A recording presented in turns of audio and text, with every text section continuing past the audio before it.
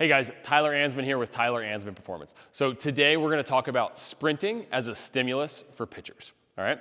So we've talked about this before, but pitching is a super intense movement. It has the fastest movement in all of sports with internal rotation at the shoulder happening at 7,000 degrees per second. Right? So this is really intense, requires a high level of preparation, both specifically and generally. And sprinting can help with that. Right? I think the first important thing to kind of really note is that there is no specific training means that are absolutely necessary for throwers other than throwing. So could you train a really high level athlete, a really high level pitcher without ever sprinting? Absolutely. But here is why sprinting likely fits into the training plan. So sprinting can offer a really unique stimulus because of the way it happens, all right? And so there's a bunch of things going on that lead to some neurological and physiological adaptations that would be really helpful for many throwers. So kind of the first one is motor unit recruitment. So when we have a really high velocity movement like this, and we do it repeatedly, it can end up making more of these high threshold motor units available when we go to do other things, right? So it's kind of a means of kind of getting to this neurological adaptation. So the next neurological adaptation is improvements in rate coding. So rate coding is the frequency at which motor units discharge action potentials, okay? And so essentially, the more we can improve this, the more potential we have for these kind of high velocity, high force movements. And it's been shown that high velocity movements like sprinting improve this more than heavy loaded movements do, all right? So again, kind of a unique training stimulus here. So kind of on to the physiological side, we see some changes in fascicle length, right? And so we know that can improve the velocity of muscle shortening, right? So that's an important one. We can see fiber type shifts, all right? We can see changes kind of in the stretch reflex. We can see changes in connective tissue. So all of these things are really positive when we start, kind of adapting our training to include some sprinting. The other really important thing is the forces that we see, all right? So we see kind of 4 to 5 times body weight on each leg kind of during max velocity sprinting. And this is applied in 100 milliseconds. So it's really, really, really fast.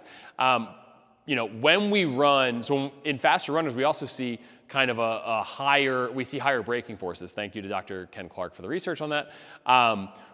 And this is really important because, not only is that an interesting and somewhat counterintuitive, kind of thing around sprinting, which is a broader discussion for another time, but braking forces are an important part of throwing in that it's kind of how we transfer force or energy from the lower body to the upper body, right? So we kind of stop and redirect that. And that also happens very fast, albeit slower than 100 milliseconds and more like 2 times body weight in some cases rather than 4 to 5 times at the front leg. So all of these things are kind of really interesting from a stimulus perspective from sprinting.